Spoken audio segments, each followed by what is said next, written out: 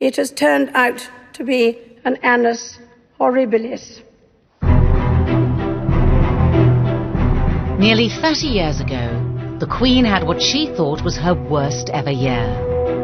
The separation of Charles and Diana. With regret, the Prince and Princess of Wales have decided to separate. The scandal of Sarah Ferguson and her toe-sucking friend. And the fire at her beloved Windsor Castle. The blows just kept on coming. There would never be another royal year like it, or would there? Tonight, royal insiders and experts reveal why the last 12 months may have been even worse for the Queen. The Queen has had one of her toughest years ever in her very, very long reign. From the scandal caused by Prince Andrew's friendship with paedophile Jeffrey Epstein and his disastrous TV interview. He came over as aloof and cold and arrogant and smug. To the rift between her grandsons. We're certainly on different paths at the moment, but I will always be there for him, and as I know he'll always be there for me. And the shock announcement that Harry and Meghan were effectively leaving the royal family. She had about 10 minutes warning before the Sussexes dropped that bombshell. They wanted to control the story themselves, but actually it was the worst thing they could possibly have done.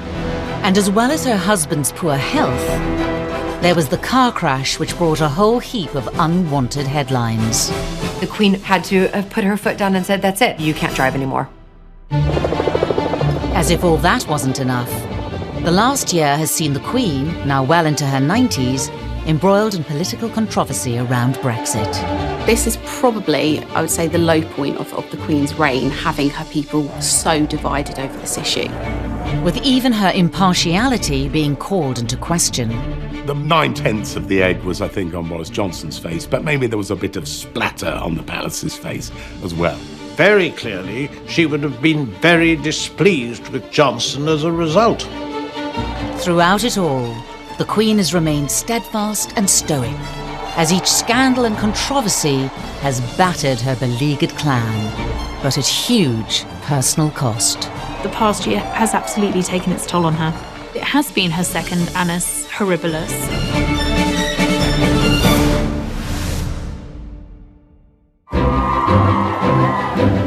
May 2018. The wedding of Prince Harry and Meghan Markle captivated the whole country and an audience of billions around the world. The weather was stunning. It was the most glorious, beautiful English day. We saw a young couple who were so happy. Harry at last had found someone who he loved and loved him. Everything was beautiful about it. To be at Harry and Meghan's wedding was absolutely amazing. The energy was electric and everybody was so excited. Everybody was in a party mood, a real party mood. It was a day of joy around the country. And for the royal family, it seemed as though everything was happy and glorious. It was a moment of national celebration. The royal family were more popular than ever. I think there was so much excitement about this young, beautiful, talented American actress marrying into the royal family. It felt very much like a real leap for the monarchy. For the Queen, she's just so happy to be surrounded by her family, so proud. Everything's going really well. The Queen looked resplendent. It was the biggest royal wedding since William and Kate's. I think there was a huge amount of goodwill towards the couple. Harry's decision to marry American divorcee Meghan was a sign the monarchy was finally changing with the times. Harry and Meghan's wedding was so multicultural, so diverse, and I just felt like, wow, something's changed. And I think, actually, the entire British public felt like this too. Suddenly, there were a lot more people who felt connected to the royal family. It looked as if it was finally putting to bed any question that they were too pale, male and stale. There was a great sense of optimism and hope and positivity, and a feeling that the monarchy particularly was progressing, it was moving forwards. So there was a lot riding on the Sussexes and this unity, because it was a good thing for the country, it was a good thing for the royal family. 2018 brought more good news for the Queen and the royal family. And another wedding at Windsor, when Prince Andrew's daughter Eugenie tied the knot. And William and Kate had their third child, Louis. William's happily married. Meghan and Harry are happily married. Eugenie, it's all looking so good. The so-called Fab Four of Harry and Meghan, William and Kate, seemed to be a team which might just take the monarchy into a bright and trouble-free future. We're stuck together for the rest of our lives, so... This is true. Togetherness at its Togetherness, finest. yeah. The Queen's whole outlook is all about securing the future of the monarchy. And of course, that means getting the younger members of the royal family married off, married successfully, having babies. So she must have been incredibly satisfied at the end of that year. Very happy year for her. In 2018, it did all look so good. It looked as if the royal family had absolutely finally come through to a clear path ahead, and that the changing times were really only seeing them growing in strength. I think the Queen, she kind of is thinking, okay, I've got these young royals in place who can start taking on more responsibility. I can just kind of take it all in and enjoy the rest of my life calmly. So we thought. 2018 had been a triumph for the royal family. But they couldn't have foreseen that just a few days into the following year, things would start to go badly wrong. It all began on this road in Norfolk, and a car crash involving the then 97-year-old Prince Philip. Prince Philip was driving out from the Sandringham estate, crossing a very busy main road, and the sun was very low, and he didn't see a car coming, and he pulled out, and the car hit him on the side, and it turned over his heavy Range Rover, and it landed up on the other side of the road, upside down. He was taken out of the car, and he didn't know where he was, I was told, and that he was very, very, very shocked, as indeed he would be. It was a very scary event. Prince Philip emerged unscathed. A 9-month-old baby in the other car was also unhurt, although the driver and passenger needed treatment. He'd been across that road many, many times. The Queen would have been very annoyed with her husband. But to seemingly add insult to injury, just 48 hours later, there was more controversy. The Duke of Edinburgh was photographed driving once again, this time not wearing a seatbelt. The images of Prince Philip not only back behind the wheel days after the crash, but without a seatbelt. The Queen, her advisors, they will absolutely have known that was going to send out all the wrong messages. Yet even that wasn't the end of the story. One of the crash victims claimed she hadn't received an apology. We heard things that the woman who was injured in it, no one reached out to her, no one asked if she was okay. If you're going to be involved in a car crash and you're a member of the royal family, I think the first thing you need to do is to make sure you get your PR right about that. And clearly that was a bit of a disaster for the royal family. Of course, he's the Queen's husband, and we hold members of the royal family to a higher standard than what we would maybe, our peers. So for him to not have apologised is a bad call on his part. The palace said that private contact had been made. And days later, there was a letter of apology. But the barrage of bad headlines meant the Queen and her advisors were under huge pressure to act. 3 weeks after the crash, Prince Philip announced he was giving up his driving licence. It was absolutely essential that, despite his famously cantankerous temperament at times, that it was made clear to the Duke that it was not a good idea that he continued to drive, and the Queen undoubtedly was the obvious person to make this point and make it firmly. The Queen had to have put her foot down and said, that's it. I think she's quite serious and strict when it comes to negative press about her family. What's the quickest way I can get you out of the headline? Oh, okay, I'm gonna tell you can't drive anymore. For the Duke and the Queen, it was a difficult start to the year.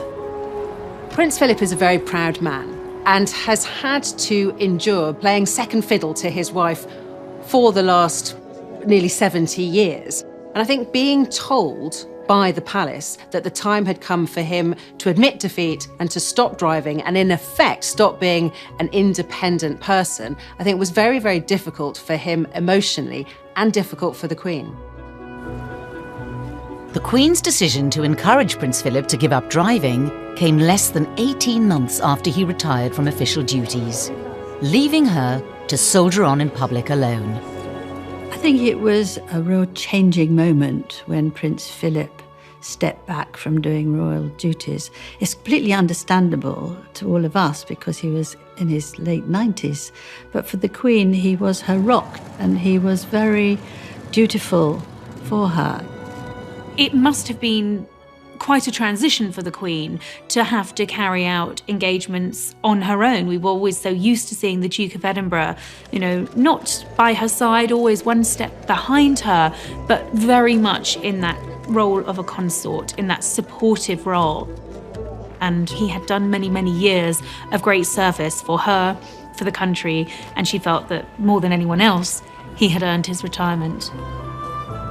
To add to the Queen's worries, the Duke's health was increasingly fragile. Prince Philip has had a series of health scares. I mean, we read about him going in and out of hospital. By the end of 2019, Prince Philip was spending his days at Sandringham, away from the Queen. This was a huge change which did leave the Queen on her own, both physically but also taking all those very, very important decisions, particularly about internal family issues, pretty much on her own. 2019 didn't start well for the Queen and her family. But coming up, how Prince Andrew's friendship with Jeffrey Epstein would become one of the biggest ever royal scandals.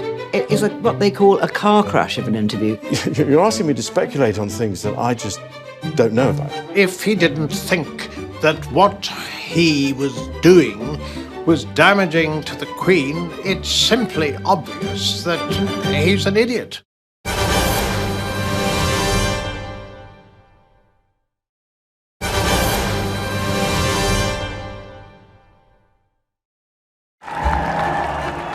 In 2018 had been rosy for the royal family. But 2019 would be an extraordinary year of family turmoil. It's interesting for historians of the future. The annus horribilus is always seen as 1992, but I think that 2019 will be seen as a bigger annus horribilus, and one big reason for that is Prince Andrew. The Queen's third eldest child was about to be caught up in the scandal of royal scandals due to his long-standing links to American financier Jeffrey Epstein, a convicted paedophile and alleged sex trafficker. We do have to take on board just how bad the Epstein thing is. To have a prince of the realm, the Queen's second son, associated so closely with someone convicted of Epstein's crimes, to have the words prince and paedophile mentioned in the same sentence is appalling. And this is something the royal family have not had to face before.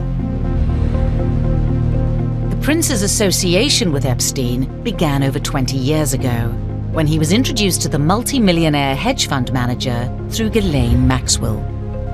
He was rather bowled over by this man who seemed to know everyone.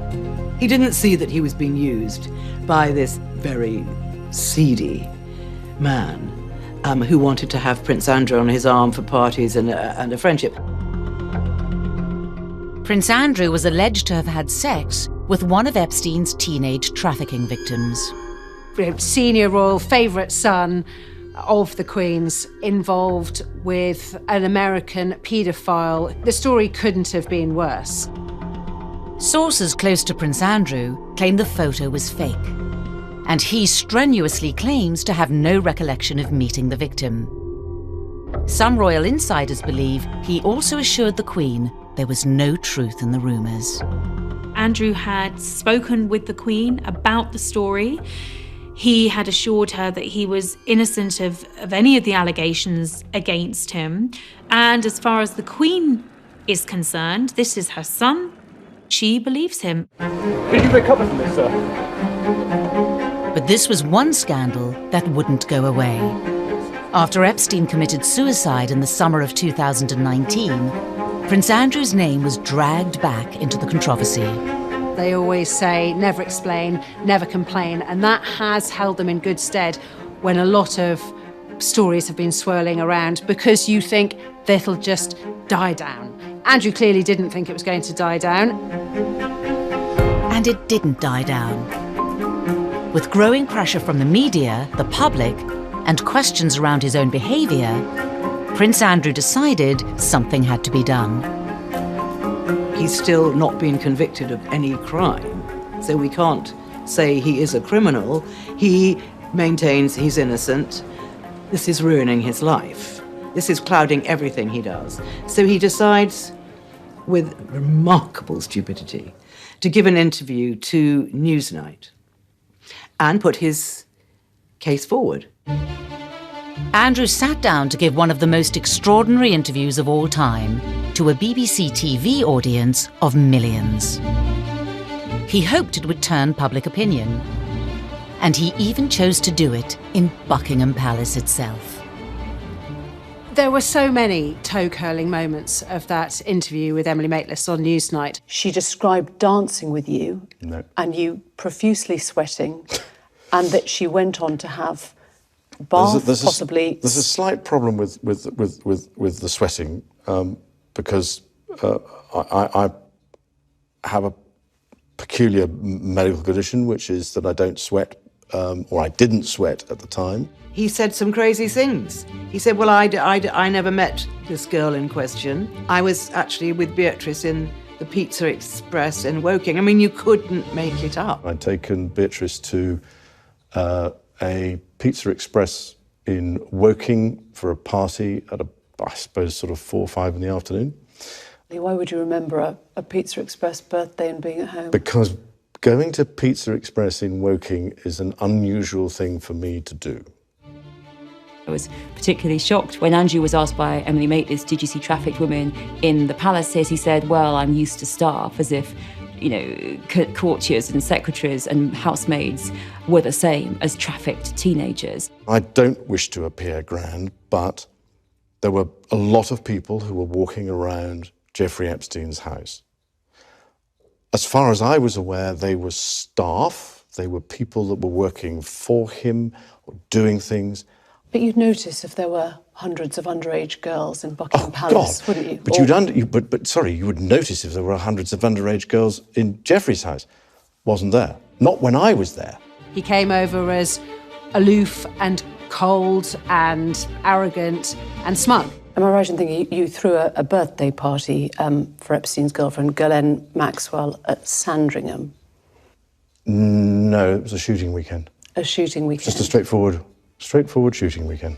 It was the arrogance of saying it wasn't a really big party with Jeffrey Epstein. It was a straightforward shooting weekend, as if that's the equivalent of having a quick cup of tea with somebody who you barely know. To say that he couldn't regret meeting the deceased convicted paedophile Epstein was almost unbelievable. Do you regret the whole friendship with Epstein? Now, still not. And the reason being is that the people that I met and the opportunities that I was given to learn, either by him or because of him, were actually very useful. The whole thing was utterly grotesque, but what made it even more bizarre was that Andrew thought it had gone well. It had not gone well.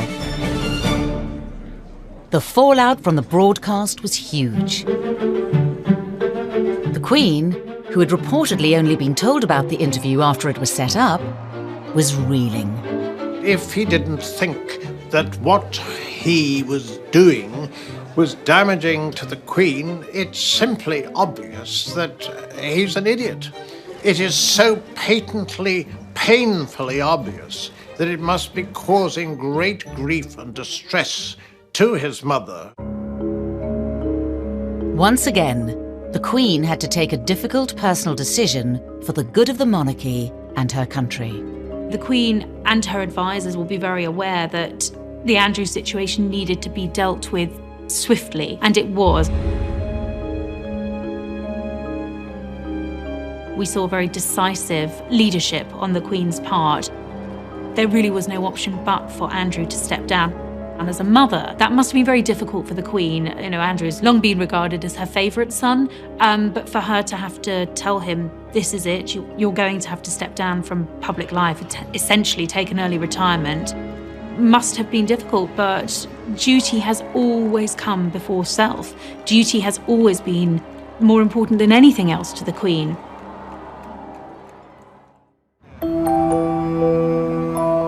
Things still aren't over for Prince Andrew. The FBI investigation will go on for some time yet. I just don't think it's a story that's going to die. And there may be a court case, and there may be a court case in which they might suggest that he should give evidence. The idea that Prince Andrew might appear in court if he does end up speaking to the authorities is the worst possible scenario for the royal family. So if Andrew does end up in court, that could mean that 2019 might have been a bad year, but at that point will turn that very, very moment into the worst of the Queen's reign, I suspect. But there was more heartache ahead for the Queen, in what was quickly becoming her new annus horribilus. I think the Queen is very saddened by the bad blood between William and Harry. We're talking about a breakup of that unanimity, and that will be damaging for the stability and for the future of the monarchy.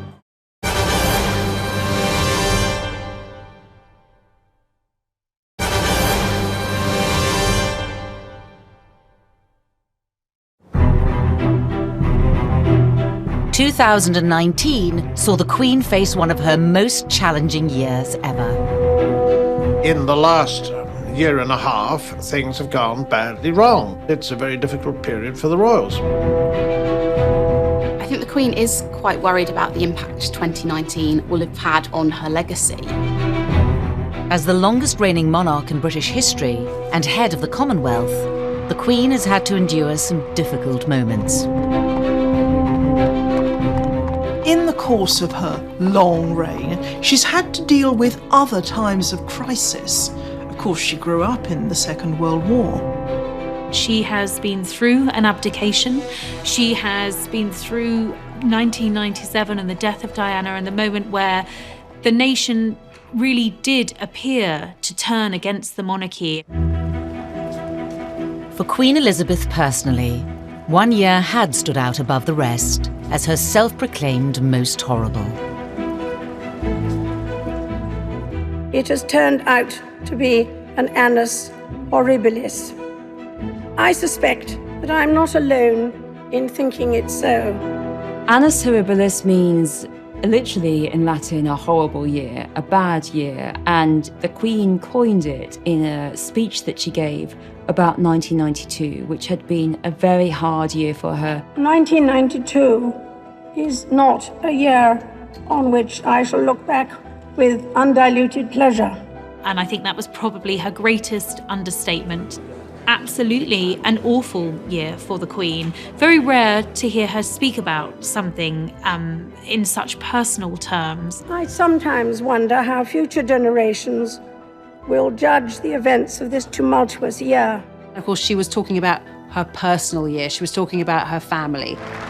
Like 2019, 1992 was a year in which the Queen was confronted by both public scandals and personal crises.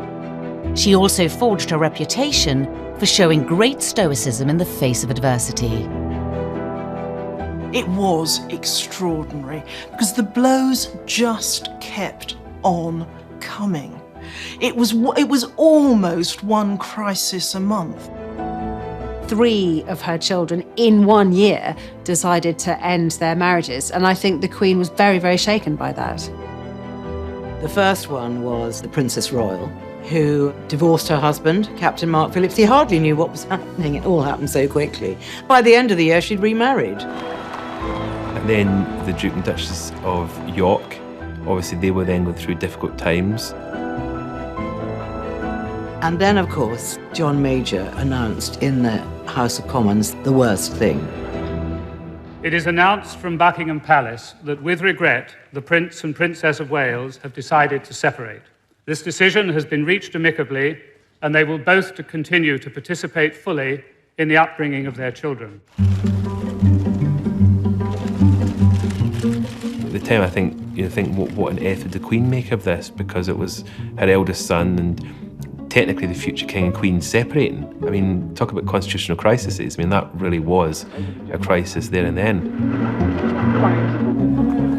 But these personal family problems were suddenly being laid bare for all the world to see. I mean, the whole of 1992 was tabloid central because it was the War of the Waleses. It was Diana doing something, Charles doing something. For the Queen, it was incredibly difficult. The scandal and the gossip all over the world. With the situation spiralling, the Queen had to intervene for the good of the reputation of the monarchy. She took the unusual step of publicly urging the warring couple, who had until now only separated, to officially divorce. There's only one Prince of Wales, and I think he's the future king, and you don't expect this to happen. I think the Queen is made of incredibly strong stuff. She has weathered many, many crises before during her reign. But I think the ones that really hurt and the ones that take longer to recover from are the ones that are caused by members of her own family. But it wasn't just Charles and Diana. In the summer of '92, as in 2019, the Queen had to deal with a scandal in the House of York.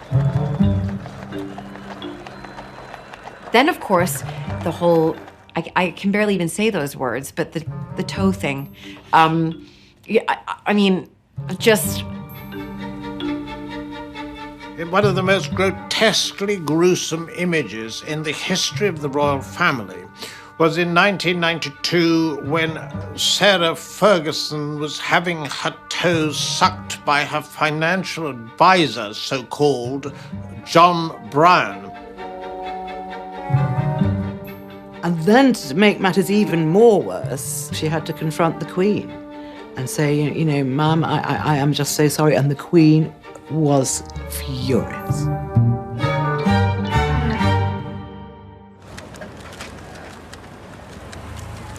The Queen had spent the year watching her children and their partners splashed across the front pages for all the wrong reasons. But then, towards the end of her horrible year, disaster struck Her Majesty right on her doorstep. You have all this happening to your immediate family, not just your grandchildren, just to your immediate family. 3 out of 4 of your children, and all of a sudden, Windsor Castle and the Great Fire. It was close to her heart. It was her home, and also it's history. It's, she's responsible living in Windsor Castle for hundreds of years of history, and to see some of that go up in smoke would be heart-wrenching for anybody, and in particular the Queen. The cost of repairing the damage came to over £36 million. The Queen once again put duty first, agreeing to open up her home, Buckingham Palace, to the public in order to help cover the cost.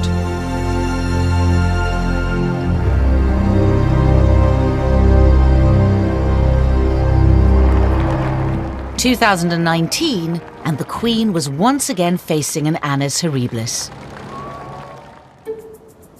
As well as being forced to intervene in the Prince Andrew scandal, the Queen was having to deal with trouble amongst the younger royals.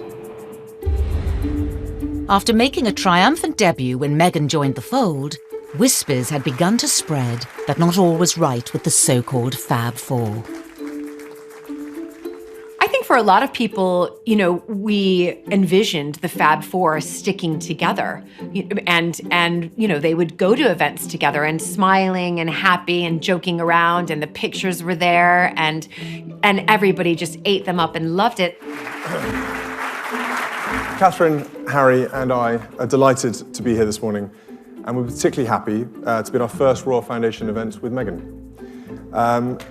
Today. And then there was a bit of a turning point, sort of rumours dripping out that behind the scenes, things hadn't actually been as picture perfect as they'd been presented. Rumours that really hinted that there was perhaps another narrative behind all of this. There was a serious rift developing between the princes. And people started to ask questions. What's happening here? What's happening with the Fab Four? They're not as fabulous as we thought they were. And there's a rift between the brothers. And all of a sudden, shock, they're stepping away from, you know, Kensington Royal. They're going to move to Windsor, and they're going to start their lives there, and they're separating themselves. The whole idea of the Fab Four was completely impractical, because if you marry into a family and you live next door to your in-laws and you inhabit the same offices and you use the same charity, there's not very much left for independence. Do you ever have disagreements about things? Oh, yes. I think one of the problems with William and Kate and Harry and Meghan is that not only are their futures totally different, but also as personalities, they, as couples, are very, very different. And Harry has certainly changed, and I think that the Queen will have found this something that is very difficult for her to appreciate. We're talking about a breakup of that unanimity and of that being one family pulling in the same direction, and that will be damaging for the stability and for the future of the monarchy, I'm sure, as far as the Queen sees it, and does put the family in a precarious position. In October of that year, whilst on a tour of Southern Africa, Harry gave a rare TV interview. He finally opened up about his relationship with William. There's been a lot of talk in the press about rifts with your brother. How much of that is true? Part of this role and part of this job and this family being under the pressure that it's under, inevitably, you know, stuff happens. But look, we're brothers. We'll always be brothers. We're certainly on different paths at the moment, but I will always be there for him, and as I know, he'll always be there for me. The brothers, who everyone had assumed would be united forever, were drifting further and further apart. This public rift between William and Harry, I think the public feel it quite deeply, actually, because we were all quite invested in both the princes. I think one crucial aspect of the Harry and William situation is that the country over-romanticised them. They saw those two little boys walking behind their mother's coffin in 1997, and everyone's heart broke. As a consequence, really, I think, to make up for the fact of how painful we thought perhaps what we'd done to them was, we wanted them to be best friends forever and ever. How much inter-service rivalry is there between you two? None at all. No, not at all, really. I mean, everyone knows the army's better than the RAF. I'm an cavalry boy anyway, so it's fine. There's some good bands between army pilots and the RAF pilots, obviously, as well. And the naval pilots just, you know, in the background, they didn't do anything. So. Then in December came the announcement that Harry would be spending Christmas in Canada with Meghan and Archie instead of Sandringham. The only other time Harry had missed Christmas with the Queen was when he served in Afghanistan. I think probably the Queen is very saddened by bad blood between William and Harry. The Queen, she doesn't get too involved with this kind of family, otherwise she'd be sort of involved the whole time, wouldn't she? As the year came to an end, just like in 1992, the Queen candidly expressed her feelings about the past 12 months. The path, of course, is not always smooth, and may at times this year have felt quite bumpy, but small steps can make a world of difference. And as we all look forward to the start of a new decade, it's worth remembering that it is often the small steps, not the giant leaps, that bring about the most lasting change. The Queen describes the last year in her Christmas speech as bumpy, and without a doubt, it has been tumultuous, it's been turbulent. I think in many ways it has been her second annus horribilus. Most people took it to mean that it was an acknowledgement of the royal difficulties that year. I think she was understating how bad last year was. It does seem an extraordinarily bad luck for a woman in her 90s. But any hopes of a quiet, easier 2020 were not to be. The growing distance between Harry and Meghan and the rest of the family was about to get even greater. It's not enough to just survive something, right? Like, that's not the point of life. You've got to thrive, you've got to feel happy. They wanted to control the story themselves, but actually it was worse than they could possibly have done.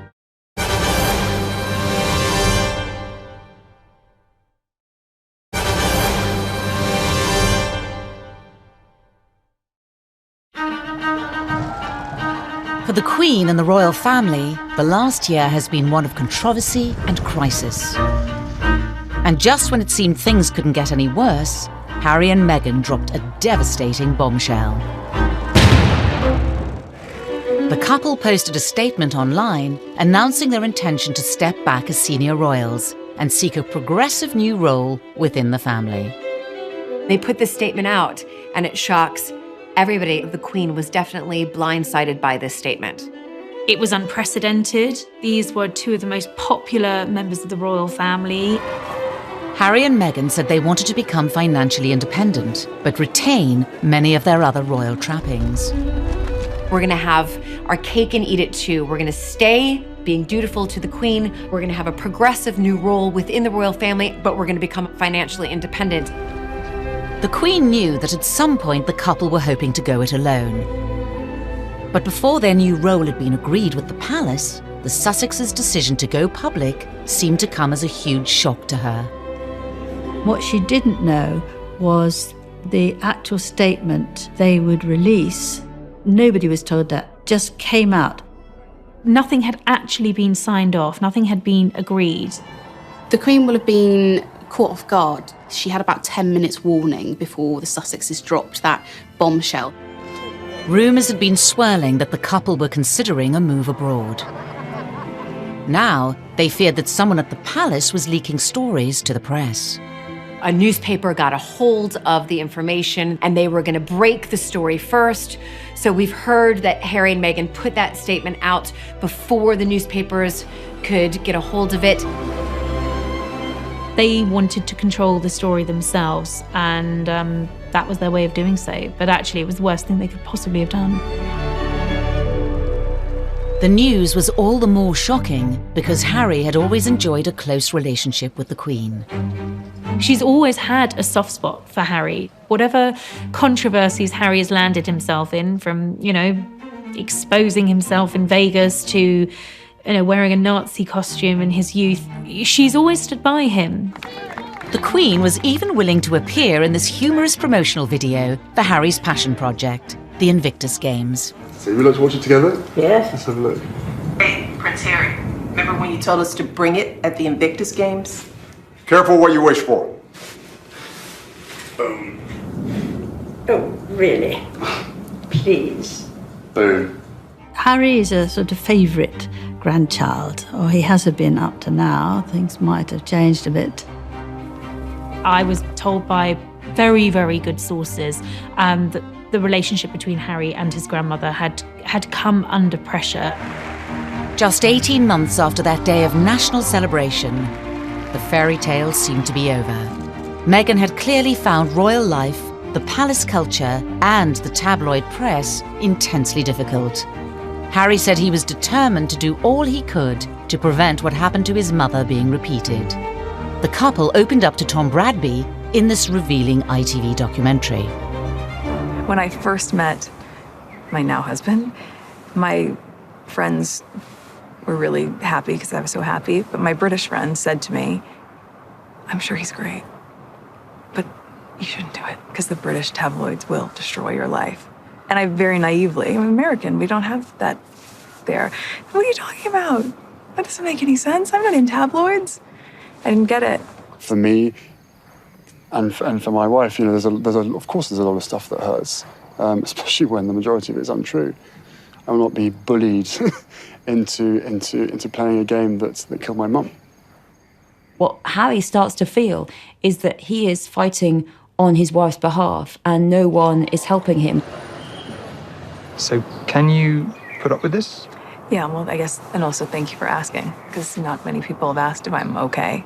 I've said for a long time to H, that's what we call him. Yeah. It's not enough to just survive something, right? Like, that's not the point of life. You've got to thrive. One person who knows how difficult it can be to marry into the British ruling class is American-born aristocrat Julie Montague. For Meghan and Harry to be so open is quite extraordinary and actually quite unroyal. I mean, it's very American, don't get me wrong, but it's very unroyal. You know, the Queen Mother's motto was always, never complain, never explain. And now, all of a sudden, we see Harry and Meghan ripping that up, throwing it by the wayside and saying, no, actually, we are going to tell you exactly how we feel and we're not happy. There was a feeling that the Queen had done everything she could to accommodate the couple, but that they hadn't been entirely respectful of her during that process. By the time Christmas came around, both Harry and Meghan were notably absent. We saw that at the Queen's Christmas broadcast with the very careful positioning of those photographs on her desk. Prince Harry is not there. I think what we're seeing is the palace project the image of the future of the House of Windsor. We do know that it was before Christmas that Harry had voiced some concerns, but he was told to go away, come back with a solid plan, solid suggestions of what they wanted and how they thought things could work. And that's not what they did. Barely days into 2020, Harry and Meghan released that statement, revealing their intentions. They saw a future of a sort of half in, half out, where they would continue some royal duties, but they would be abroad and they would be independent. Hours later, the palace released its own statement, which said that negotiations with the couple were ongoing. The palace really made it very clear that it wasn't quite as clean-cut as the Sussexes had outlined on their sparkling new website. Some insiders saw it as a chance for the family to reach a much-needed compromise. For one brief shining moment, I thought this could be the best of all possible worlds for everybody. They'd get some relief from their obvious unhappiness. The royal family would get a little bit more towards the slimmed down kind of monarchy that Prince Charles wanted. Instead, it's turned toxic. Toxic really, I think, for everyone involved. For the Queen, it would also have presented a painful choice between her duty to the nation and her love of family. Behind the scenes, we were being briefed that actually the Queen was rather hurt. To treat the Queen in that way was ill-judged and extremely insensitive. The Queen would find Harry's decision to cut ties with the royal family something she probably just simply can't relate to. That idea of abandoning duty, of just giving up, is just something that would never cross her mind. The Queen heard the news, absorbed the news, and then called a summit at Sandringham. It all happened incredibly quickly. 2 days after the announcement, as Meghan flew back to Canada, Harry went to the emergency meeting at Sandringham. It was down to the Queen to try and keep her family together. The Queen was present with her private secretary, the Prince of Wales, the Duke of Sussex and the Duke of Cambridge. Now, the Queen has two hats to wear, and that's one of monarch and one of grandmother. Well, who turns up at the meeting? Is it the Queen or is it Granny? At the meeting, Harry and the Queen discussed the couple's desire for partial independence. The Queen said, OK, fine, I understand. Let's try and do something about it, but don't push me too hard. Just, just relax a little bit. But of course, their machine goes at 1,000 miles an hour and the machine of the monarchy goes slowly. But it did go quickly in this case. After the meeting, the Queen made clear she supported Harry and Meghan's wishes, but stressed that their future role hadn't been resolved. Dutiful monarch, caring grandmother. This was far more complicated, needed a lot more time, and that all pointed to all was not well behind the scenes. The Sussexes clearly had one idea of what was going on, the Queen had another. And the next day, Harry left for Canada. A week later, the Queen released a second statement. This one, far more definitive than the last. She said Harry, Meghan and Archie would always be much loved, but she supported their wish for more independence. The Queen very much wanted to help them, but as they wouldn't bend and they wanted everything their way and they couldn't see any way out, she decided that it would be a hard Brexit. The Queen had to put her role as a grandmother to one side and put the monarchy first. Harry and Meghan will no longer receive money from the sovereign grant and won't be using their HRH titles or the Sussex Royal brand name. You are either in the royal family or you are out, and this idea of being financially independent was simply not workable. The negotiations are done. The Queen drew a hard line. They're gone. Many royal observers believe that, not for the first time, the Queen has put country before family. Like Andrew, Harry was effectively fired from the firm. I think Queen Elizabeth II, and in many ways this is what we all respect about her, is someone who, when push comes to shove, will put the welfare, as she sees it, of the monarchy above that of anyone else, herself or her beloved grandson included. The palace also announced that the royal family would review the new arrangements in 1 year's time. Putting that 12-month review in place, goes to show you that the Queen will be watching them like a hawk. She will want to see everything that they're doing, what they're making money from, and how it's affecting the royal family. So there must be some concern from the Queen about what their intentions are. With Meghan and Harry preparing for a future on the other side of the Atlantic, the Queen, well into her 90s, will have to adjust to life without Harry and her youngest great-grandson. I think the Queen probably hopes that she will get to see her grandson, that she will continue to have a close relationship with Harry. It has always been a close friendship with Harry. It's probably a time of great sadness for her that she knows she will see less of them. I think it's absolutely why she's made sure that they've got Frogmore Cottage, which is in her back garden, so that when they are home, she won't be too far away. The Queen's gone through so much in her reign that this is just another thing that she will keep calm and carry on through.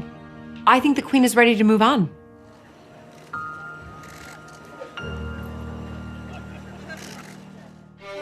"2019 was devastating for royal family unity. But it was also the year the Queen got drawn into a full-blown constitutional crisis. Suddenly, she was at the centre of politics, which is somewhere she never wants to be. The flames of Brexit were licking around Buckingham Palace itself.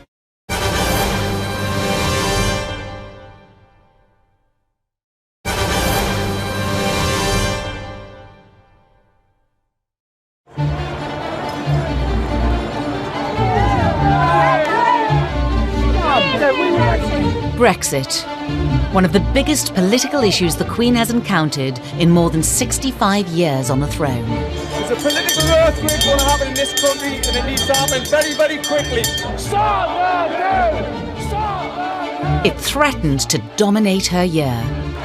The Queen has pretty remarkably, always managed to stay above and out of politics.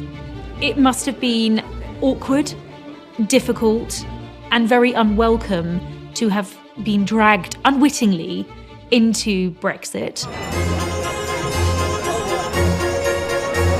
The lack of agreement over a deal to leave the European Union meant the anger and protests grew and grew.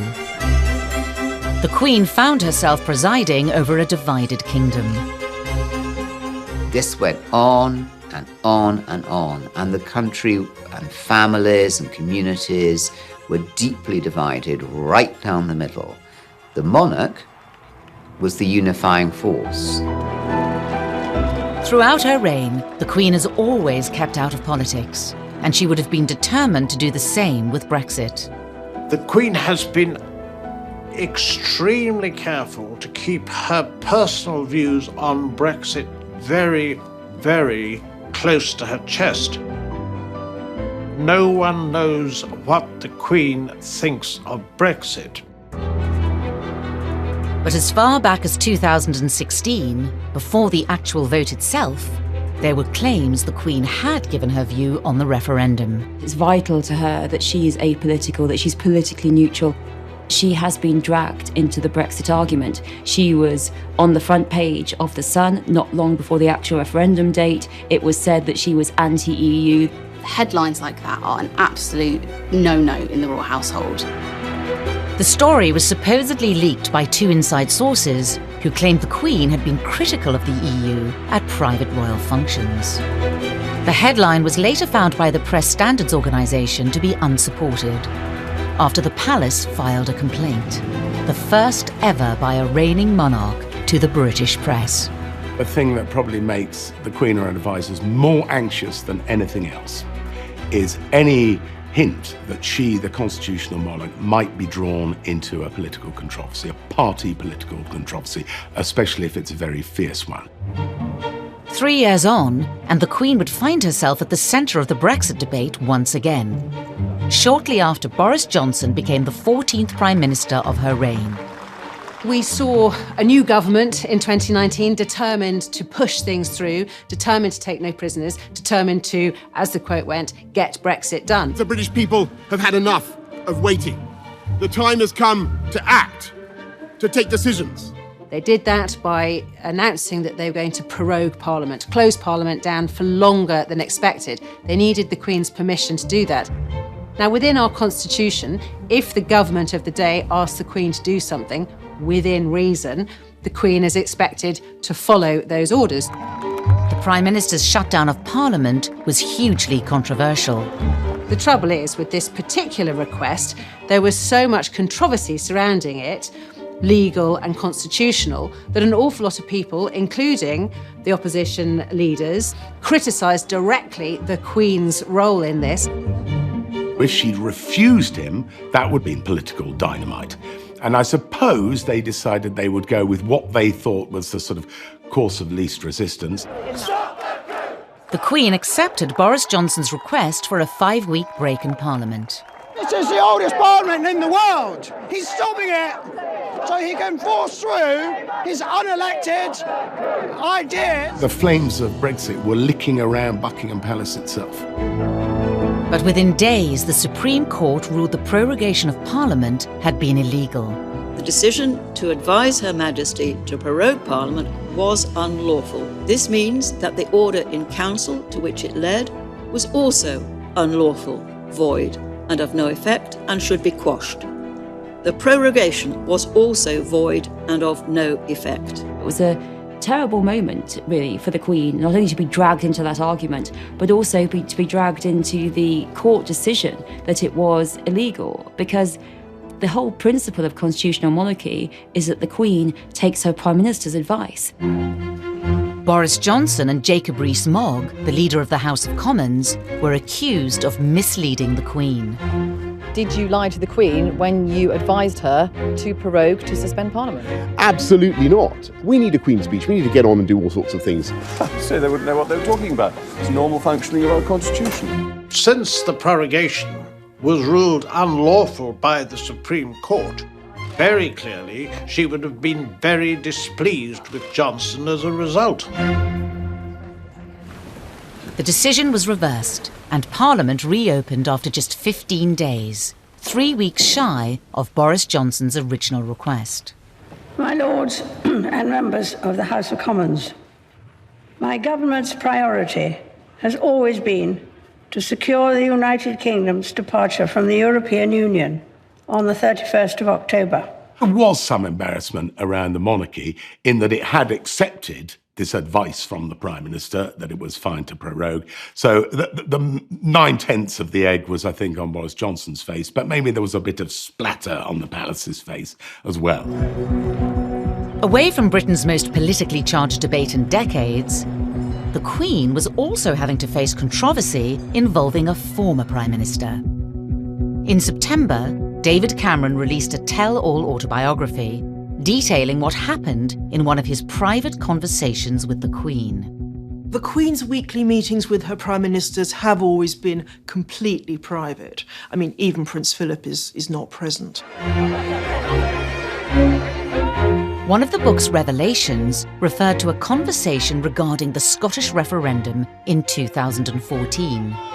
Today, David Cameron stands accused once again of indiscretions after revealing he sought the monarch's help to head off Scottish independence in 2014. It was grossly irresponsible of the then Prime Minister at the time, David Cameron, to reveal afterwards, to sell his memoirs apparently, that he had requested that the Queen, as he put it, raise an eyebrow to help the vote to remain part of the United Kingdom.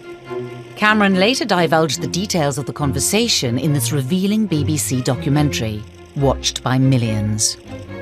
I remember conversations I had with my private secretary and he had with the Queen's private secretary and I had with the Queen's private secretary, not asking for anything that would be in any way improper or unconstitutional, but just a raising of the eyebrow, even a quarter of an inch. This wasn't David Cameron's first breach of the Queen's confidence. He even said to the ex-mayor of New York, Bloomberg, that the Queen had purred down the line to him after she'd heard of the result of the referendum.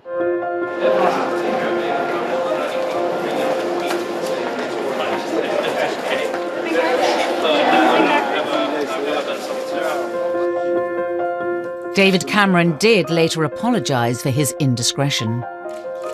Of course, we can all understand the temptation to tell other people, tittle-tattle from what's gone on within those audiences, but the system crumbles if you give in to that temptation. And certainly my understanding is that the Queen was very, very unimpressed when he did leak some of the details of those conversations. David Cameron's actually got a lot to answer for, I think, not only in regards to the position in Brexit, but also in regards to the fact that he broke confidentiality with the Queen in regards to Scotland. I mean, this is such a sensitive topic and we really expect our politicians to behave in a way that is professional at all times. " 2019 will go down as one of the most difficult years of all for the Queen, full of political crises and family scandal. Coming up, how will she steady the monarchy and unite her country? The Queen, I'm sure, would want to end her reign feeling that she had left the monarchy secure. At the moment, that road ahead is looking a lot rockier.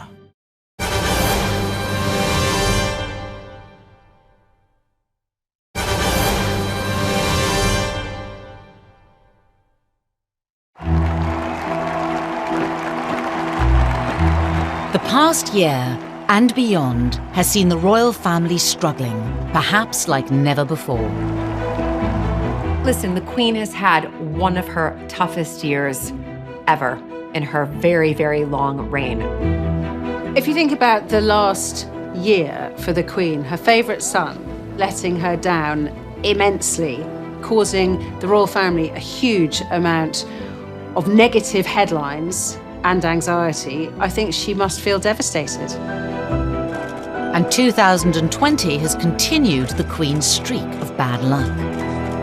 After the bombshell of Megxit came more family woes, with the breakdowns of Peter Phillips and the Earl of Snowdon's respective marriages.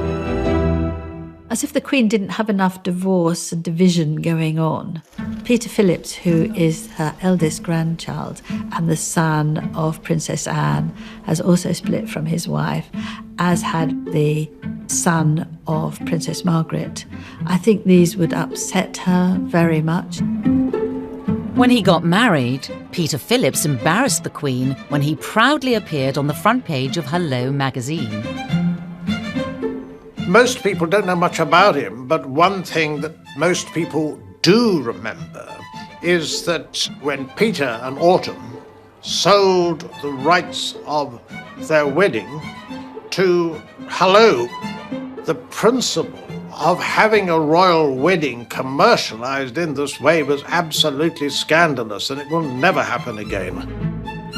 And Peter has continued to pursue a more commercial lifestyle. Just this year, he fronted this glossy milk advert in China, another source of embarrassment for the palace.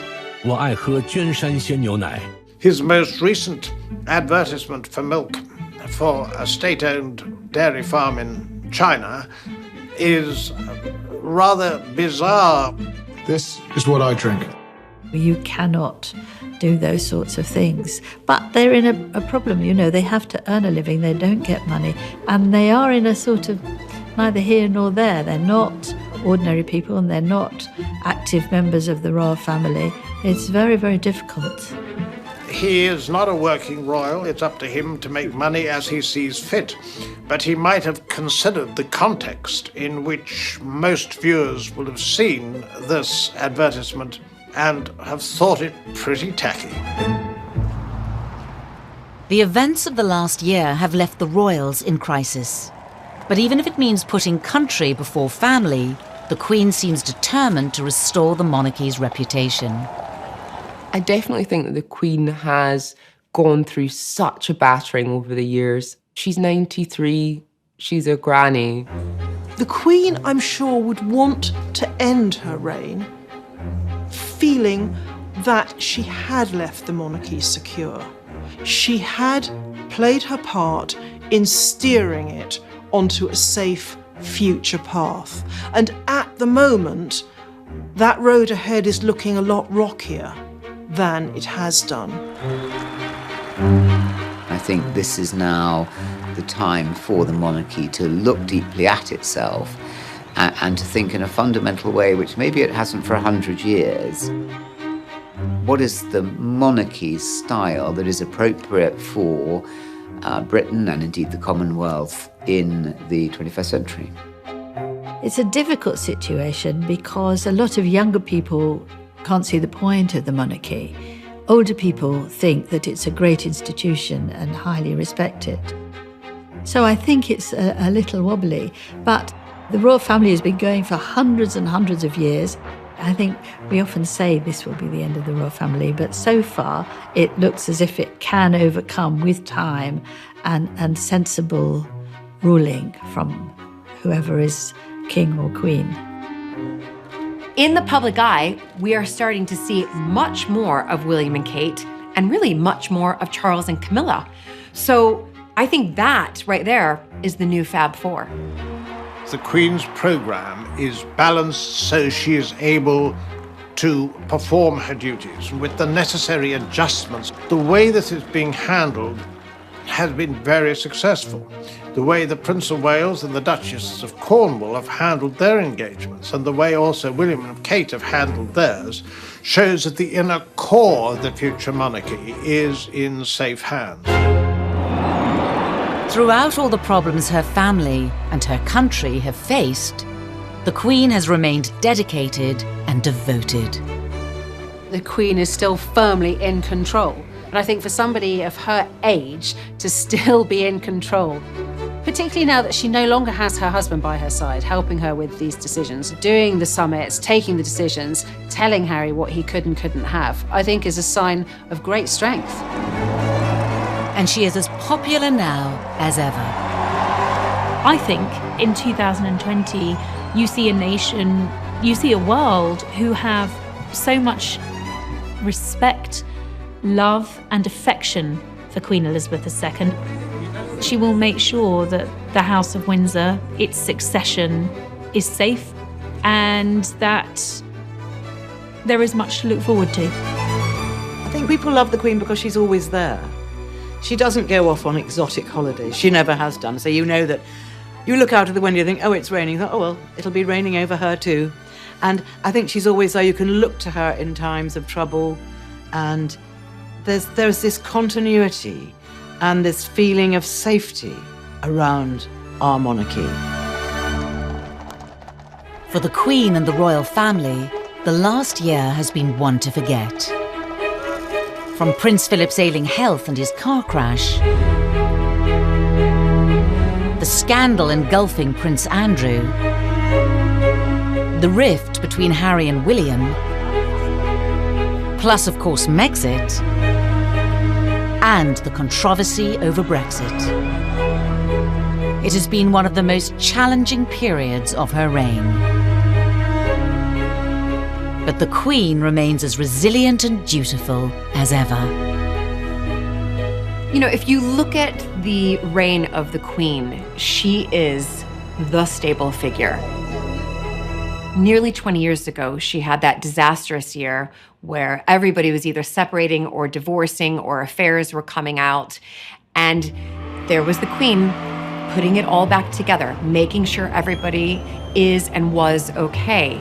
And you kind of think, okay, she's always such the stable figure in this royal family. Thank goodness. I think ironically 2019 will only add to her legacy, that when looking back at her, we'll see somebody in their 90s who had a whole series of unexpected events happening, and yet she remained calm and dignified and was the grown-up in the room being the United Kingdom.